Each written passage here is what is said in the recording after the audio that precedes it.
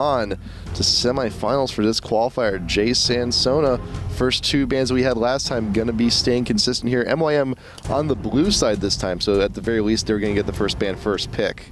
Yeah, I want to see what happens when Soaz is put on an aggressive top laner, and now they get rid of Malphite. So we're very likely going to see it. And Soaz, you know, he DC'd a little bit early on. He fell behind very quickly against Kuban in that top lane. He's going to be out looking for blood. I'm really looking forward to seeing what Soaz does, because I think he's, you know, really just going to put all the stops and try and abuse that top lane. Yep. Well, look who, you know, MYM, they're banning out the Malphite.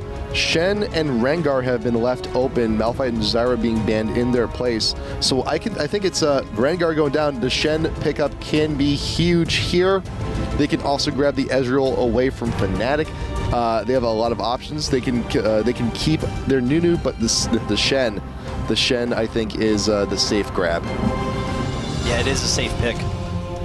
You know, they can run Shen against almost any top lane. They can also throw it in the jungle, but based on what we saw last game from Okade, I don't think that we'll probably be expecting a Shen. So in the jungle, it'll probably be the top lane. Yeah. So we'll see where Fnatic goes with this.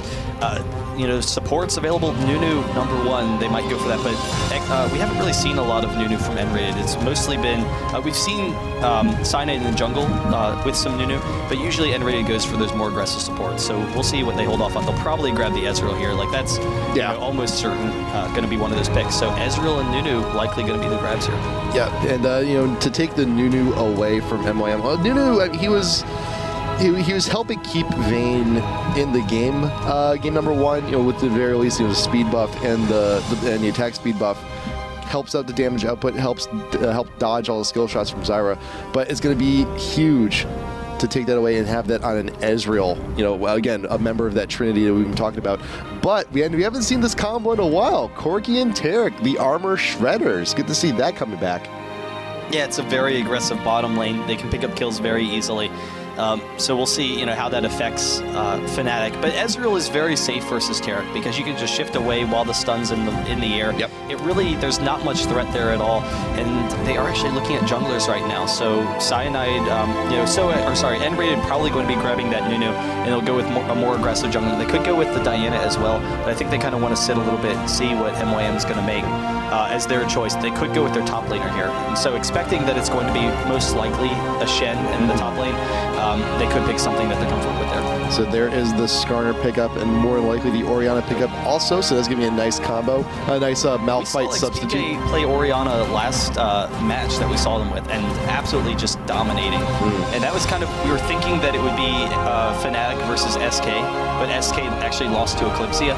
And so we thought that we would see the battle of the Oriannas because XPK supposedly taught Ocelot how to play Orianna, and XPK and Ocelot, they have, you know, two of the strongest Oriannas I've ever seen. Yeah. So that's going to be really interesting this match, but unfortunately we're not going to get that matchup. We do get to see who beat them though. Yes, we will. Yeah, SK unfortunately not going to be winning this qualifier either, but there is the Lux grab more than likely once again, along with the Maokai in the jungle. So yeah, Shen will be in top lane, confirmed there. But I think how do you think Lux is going to fare in this matchup as in this team comp as opposed to last game?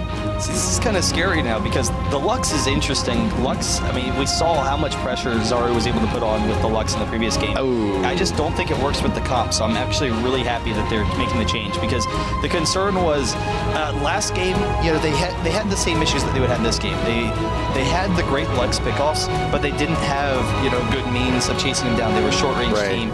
This game, they wouldn't have damage. So if they went with Lux, then Lux would have a quick burst on someone, and they would kind of have a tanky team, but they wouldn't have enough damage to take people down. And Fnatic would, you know, just thrive in that kind of thing. So they go with the Anivia. That will be a safe pick. They have a high CC team now, a very tanky team as well, and it's about protecting that backline for Corki. Fnatic banned out Rengar instead of Yorick this time around, so he is still open. You could also go for the Kennen. You could go for that range attack there up top lane, along with even more AoE coming into the late game. And I like that pick too. You can throw the orb onto either Skarner or onto Kennen, and you can have your Shockwave. You can have your wonderful AoE party. That's very interesting well. because we haven't Very seen well done. Kennen for a while. No, we haven't. We've seen a couple of matches with Kennen recently, and Kennen's ultimate, I think, is really underestimated at this point because Kennen originally started off as like a pure laning champion, and that was kind of how you expected Kennen to play. I'd be curious to see if Soaz is actually going to run Orianna in that top lane, considering how strong XPK has been with Soaz in the past. That would be kind of unusual to me to see. But Kennen in the past, you kind of originally looked at Kennen as really strong lane control. That was Kennen's role, was just to be one of the strongest laners in the game. Kennen's very safe in lane, but then he also has some nice harass, but they constantly nerfed his harass. He lost a little bit of attack range as well. They do make the swap there. And so people saw the drop-off of Kennen in lane. They're like, wow, a lot of these other top laners are beating Kennen now. Like, Kennen just loses to almost everyone. So it's kind of like, oh, well, how are you going to play him? But he can still farm pretty safely, and I think people are kind of underestimating his ultimate and how much, damage and CC he can provide through those mid-game fights. But it's definitely an interesting strategy. They do have the Skarter as well for that map mobility, and it's versus Maokai, and Maokai is actually kind of fallen off as well as a champion. Just because of all of these control junglers, they're just too fast for Maokai. Yep, and also Kennen was a huge part of the double AP formula back when a lot of teams were really doing that quite common, and it hasn't been something you've been seeing a whole lot of lately, especially when you have so many bruisers and so many champs like Jace who can farm solo and range harass so well. So double AP has fallen out of favor over the past few months, but Kennen's still good. Still good. Yeah, no, that's definitely going to be interesting. And so as running movement speed. So, he instead of running, like a lot of times you would see attack damage early on Kennen for that lane control, and then you would transition into ability power.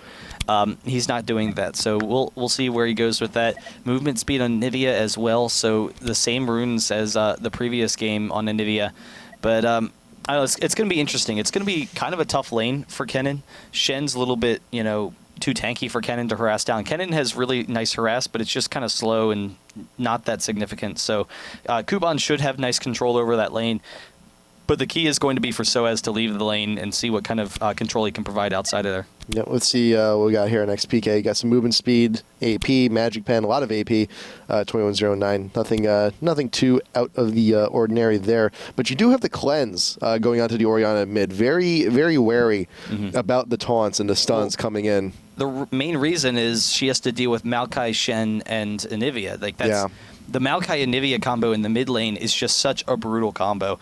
Very easily they can pick up a kill. Maokai with the Twisted Advance will set up a Nivea for easy burst damage, and Orianna will go down if she gets caught by either of it. But then also having the Shen, it's going to allow Maokai to really aggressively tower dive, and then Shen will have the follow-up ultimate to try and protect him. So we'll see how that kind of works out. But really, XPK, he knows he doesn't really need the damage.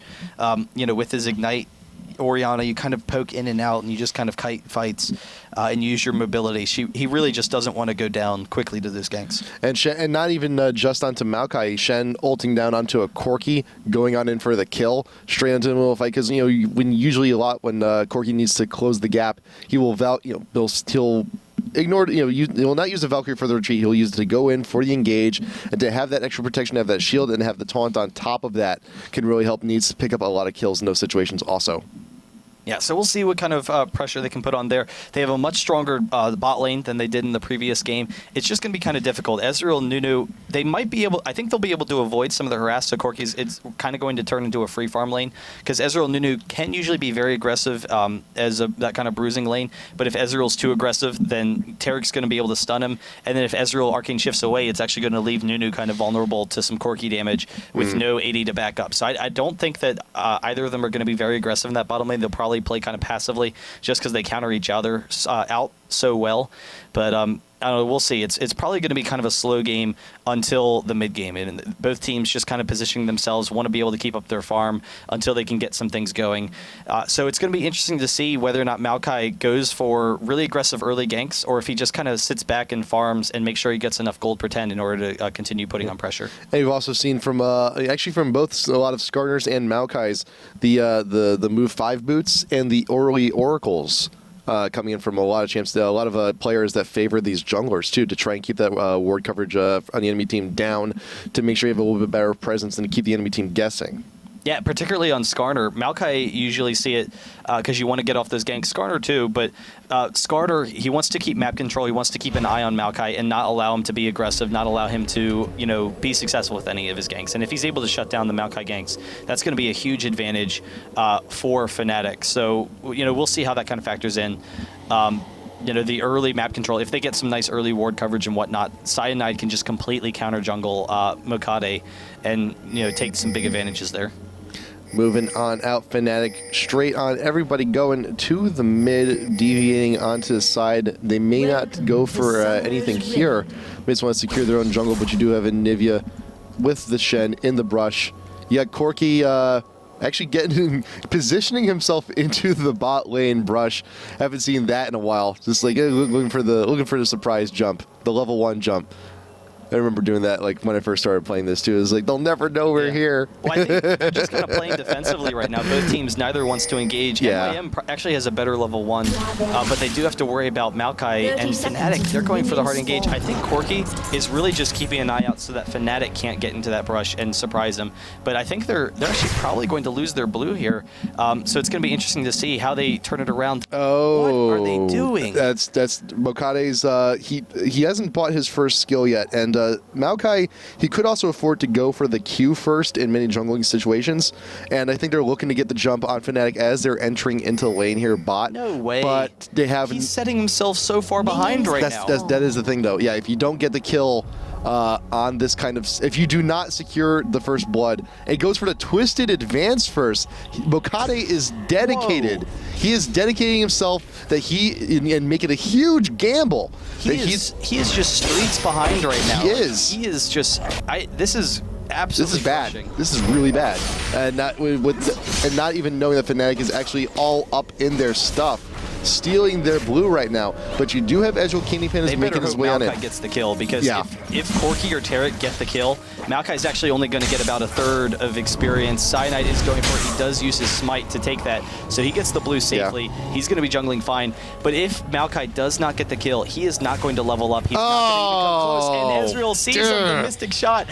MYM is screwed. Yeah. Like, Mokade going in. No, Candy Panda walked up. There's the first blood. And it goes to Corki, and Mokade is He's still only at a third, though, and he's not going to be able to jungle. Like, he just can't jungle right now. Yeah, and it's a Maokai, and we've seen this before.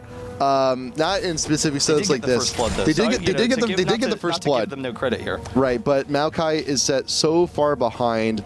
Cyanide can take all the buffs he wants, and starting off with Twisted Advance on a Maokai is one of the worst things you can do. It's like starting off with Bandage Toss on the Mumu. You need so much help just to get your first clear that it's gonna set you so far behind, and he's gonna barely get the red. He's gonna have to back off of this. He's just getting more behind as the game progresses, and this is just a really bad opportunity for him.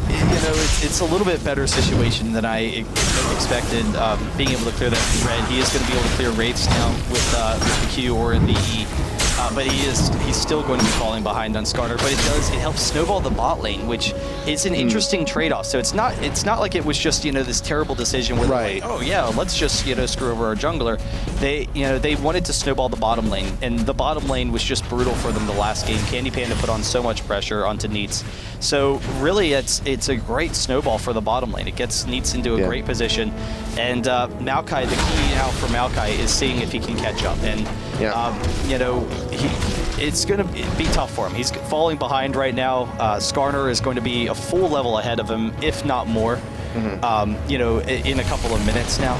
But we'll see. If he can stabilize, then that's a huge bonus for them. Yep, and Cyanide, he can also choose to camp out bot. One kill for Candy Panda down bot, and he's already re-equalized things. 2 kills for Candy Panda, and it's actually swung back into their favor. Well, I mean, yeah, but that's, expecting Candy Panda to get a couple of kills at a disadvantage. One of the nice things with Maokai is you don't really need a lot of levels to be successful. That's why you can kind of, you could roam Maokai support, for a while before he was, when he was jungling, but you would see him as support occasionally, and he would roam with the W and Q, which he already has right now, and be able to be very successful with your kills. He doesn't need a lot of gold. it will slow down his ganks a little bit, but he's still going to be almost as successful as he otherwise would be. So we'll see how that factors in. He does clear out the golems, and he's actually looking pretty good right now. So he does have a lot of health pots as well. So he's actually not falling that far behind, and this whole thing is really working out for MYM right now. And we've seen very similar setups like this before from other teams. Legion comes to mind here from the NA because they would have their Leona support camp out top lane with their top laner and AD to try and get a quick kill there. But it is a little bit different though because you have the support and the AD, they're falling a little bit behind. It's kind of like losing a little bit of farm on two champs, but then we're also talking about the difference between laners and junglers, and it's still a very strange situation for Maokai on his own. He is over a full level behind. Yeah, like he's 2 levels behind right now, but Maokai is about to get a level up, and so that's going to allow Skarner to be really aggressive. But they've made that trade-off. They just decided, okay, that's worth it to us. We're they made that decision. So it's an interesting decision. It's kind of an unusual gambit in the bottom lane. Yeah, and we'll see how that pays off. It seems to be okay right now, but if Skarner starts putting on some pressure, that's where they're really going to struggle. Yeah, so as looking for damage here, does flash over the wall just to try and escape. He got the sapling, not actually getting into the bush. He did see the sapling though, so he knows that Mokade's coming and the flash comes as well, so he's going to try and suicide, but Anivia wants to cut him off. Oh, Anivia though, Zaru with anything, doesn't get the wall, does not get a flash, auto attack. Oh, does get one attack, and that's all you need to prevent the suicide. Zaru with a nice flash over there just to get the one. Very well done. Yeah, really nice awareness from Soaz to an extent, recognizing he needed to suicide at the point that he did. He did kind of catch himself out of position, but the second he saw, he was sitting there really aggressively harassing Shen, and then when Shen taunted in on him, he didn't even see Maokai yet coming up the river, but he was just like, oh, shit, Shen taunted me. I have to imagine that Maokai's here as well. And so just naturally, he knew that he needed to just try and, get into their base, which is actually a pretty heads-up play. It didn't quite work out for them. Yeah. And Candy Panda trying to bait out the stun. He wants that snare, but he will be able to back off. And Candy Panda is about half health here, and that's again one of the disadvantages of a new support. You do not have sustain. There is no innate heal. Well, there is for himself, but not a whole lot for anyone else. He can't exactly share those minion snacks with his lane partner. So Libic and Neats are gonna push up the lane as they've been doing it for pretty much this entire game since getting that early lead. But Cyanide, he is doing pretty well in the jungle, is 6, does have the Impale, does have Flash. He could flash over and get the Impale onto Corki and Tarek if they close the gap, but unfortunately will not. Skarner does make himself known, and Tarek and Corki back off. Yeah, but he's really looking for a kill right now, and being 2 levels ahead of Mokade, if he gets in on Zaru, even with the egg, they can pick that up very easily because Cyanide has enough damage on Skarner to clear him out. They do steal the blue there, so Cyanide steals that, and that's what they need to do. They just need to constantly put pressure on Maokai and not allow him to catch up in this game, and that could be really dangerous. Candy Panda just getting that arcane shift out of there, but Needs is kind of proving difficult for him. Cyanide is coming down though. They don't see him yet, but he wants to get that gank off. There was a ward, I think, just expired in the river, so I think they know he's nearby. But then again, you got Candy Panda. He's very low on mana. He cannot. His damage output when he's low on mana is not very good. You get enough for like one Mystic shot and maybe a shift, if anything. So Cyanide will not be able to get the full damage down onto a champion Pales on that attempt. So he's just falling back, grabbing the wolves, and he's going to pass off the blue buff to Oriana, to XPK, I believe, next. There you go. And MYM, they're able to secure the blue for Anivia, so that's really nice for her. A little bit surprised that Fnatic didn't really go for the aggressive invade there, but it prevents Maokai from coming back. Shen is trying to force Alf Kennen here and is chasing him out of lane. Maokai is coming up the lane, hasn't seen him yet, but they could go for this quick kill after Shen has enough energy for that taunt again. And you also got Kennen running on backwards too, maybe looking to clear a little distance. And you also got Candy Panda throwing down the ult, wants to front load damage onto the wave. So it's more likely going to mean he's looking to back after these few creeps. So we'll see. How much gold does he have too? What's he looking to buy? For Candy Panda? Yeah, how much he's got? He can get the BF sword. He got stunned going down as he's looking to edge back into the bush, and he just wants to make sure that the wave hits the tower, or at least somewhat close to it. And I think enough time has been cleared for him to actually go back here. Yeah, so it's going to be tough, though. I don't think he actually had an opportunity. He needed to get back already, but they actually kind of denied him from retreating, which it's actually really hurting him right now. So Needs is just pressuring this lane, and Candy Panda, he doesn't want to miss out on farm or experience by them pushing into the tower, which is what they're doing right now. So he's forced to sit here and just kind of wait until the wave hits the tower. I was looking, too, at the gold on the Needs. Like, he's at almost 3K. This is ridiculous. Absolutely ridiculous. He has a huge early advantage when compared with the last game, which is exactly what they wanted. So MYM, it's really paid off for them. Huge dividends in this bottom lane, and despite some minor counter jungling, there hasn't really been that much pressure from Cyanide to take advantage of Maokai's early misfortune. Yeah, so he is back at base. What did he pick up? There you go. There's the move 5 boots, Philostone, and an Oracles too to clear out that early ward coverage. And he knows that as he was edging on into bot lane, he saw Libic and needs to back off, so he knows there's some wards, there's something that needs to be cleared. I should probably go ahead and take care of that. And Candy Panda stick around a little bit more. He does have mana to support to help out with a gank. Will help out with some of that damage. So we'll see if Cyanide looks to make an attempt as he's now edging on into the river. Yeah, and he is a little bit ahead of Maokai right now. That Oracles is definitely going to be huge for control. And he knows there's no wards here, so he could get it on Neats, and he should be able to get this pull fairly easily. Neats will drop very quickly. So we'll see how MYM defends against this, if he gets the Valkyrie off soon enough, because he's trying to position himself against the wall. And raided into the bush, looking for a snowball. Libic is in a very bad spot. And here comes the Shen ult. Shen is level 6. He can't come up to support this. Getting the taunt down, gets the kill onto the Nunu. He's getting credit for that one. And the gank attempt has been blown, and Corki is now just getting even further into the lead. Does he have enough to straight out buy Infinity Edge at this point? He's very close. Almost, but he still needs quite a bit of gold to go there.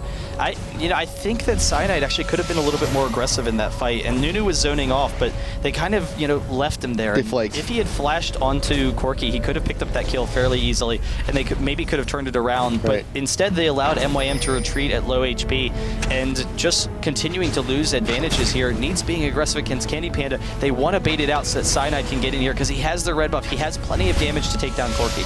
But I can understand Cyanide's hesitation, though, because he did just buy that Oracles, and the worst thing you can do with an Oracles is to die before you actually clear anything. Going on out, getting the Impale down onto Needs, looking for damage. The Summoner Heal has been blown. Candy Panda getting very low, but will need to be able to connect with the damage. You got Mystic Shots coming in from a distance, and Fnatic Cyanide grabbing that kill onto the Corki, looking to help swing things back in. Candy Panda got very low during that one.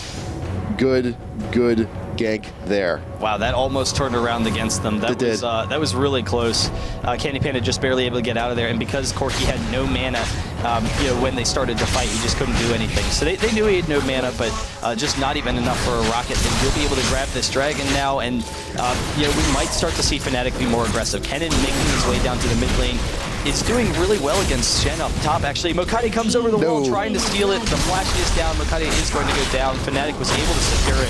So another kill goes to their way, and they have a 1.5k advantage. Pretty good. So Fnatic is looking to swing back. Their bot lane is equalizing a little bit.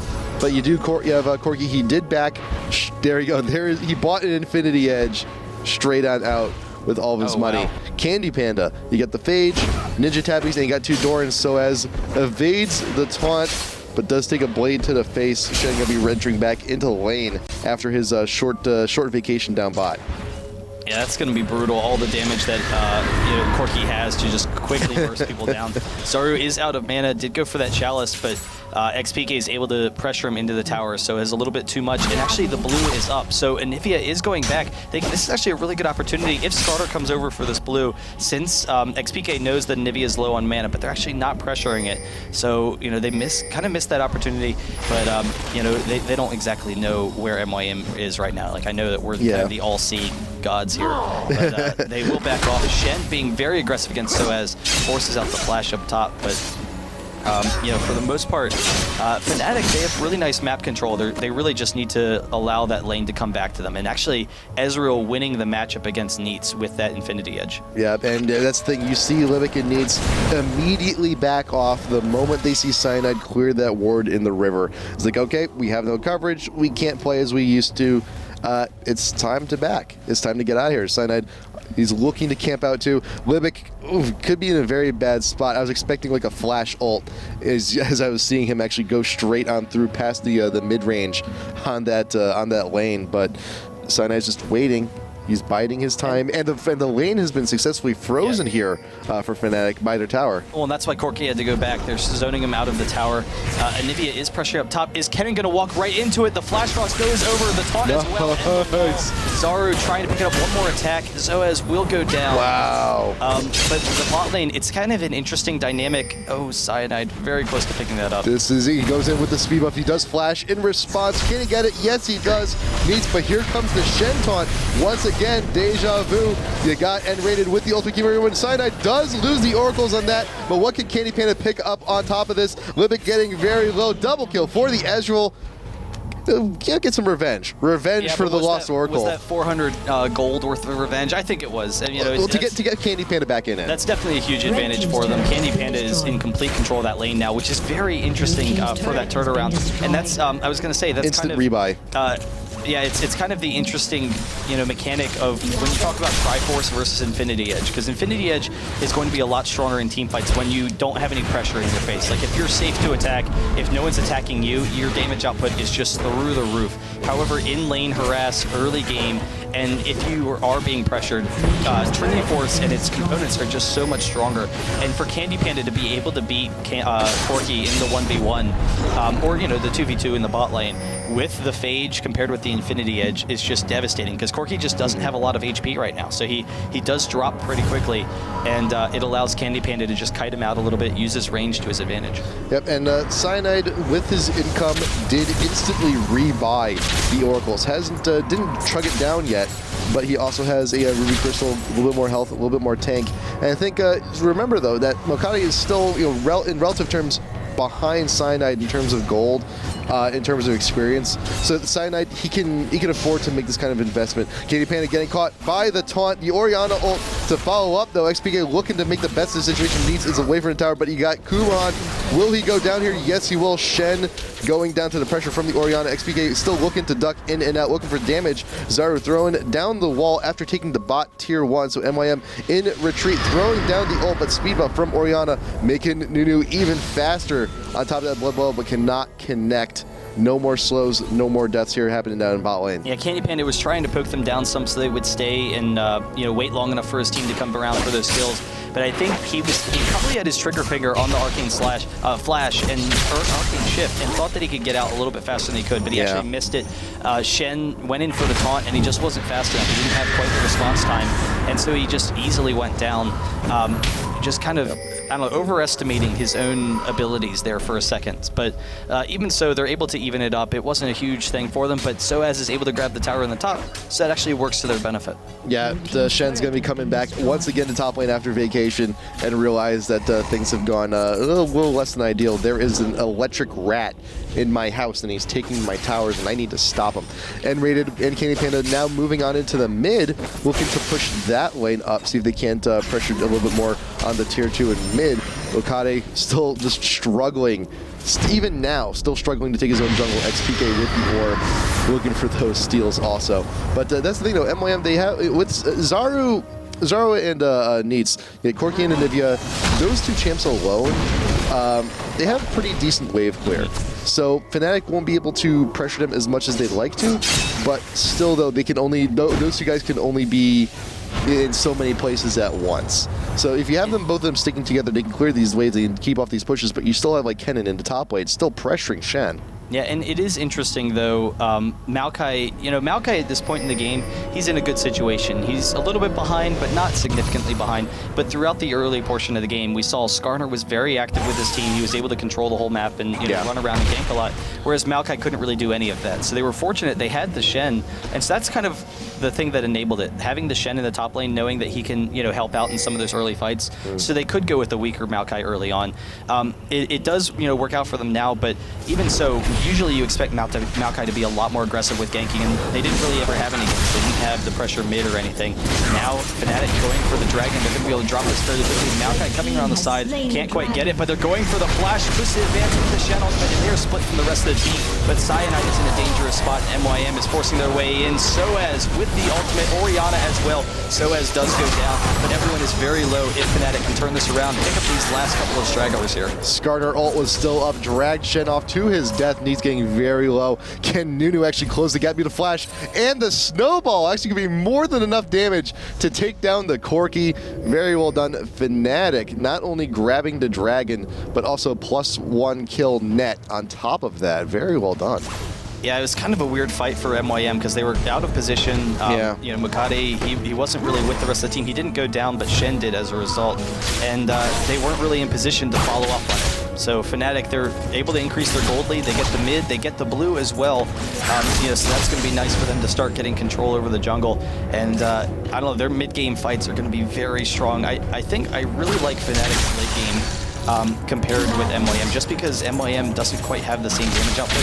But MYM, they do have a very tanky team, so the concern is going to be that XPK and Soaz, they don't scale very well as far as against tanks. Like, neither Orianna or Kennen do enough damage to take down Maokai or Shen later in the game. So it really all comes down to Ezreal. And if they're able to pressure Ezreal with Maokai, that could be a struggle for Fnatic later. Yep, and Ezreal, Candy Panda now has the Trinity. So his damage output, he got that money. The damage output is going to be that much more significant. And you also see the Vamp Scepter for a little bit more sustained, and the Longsword.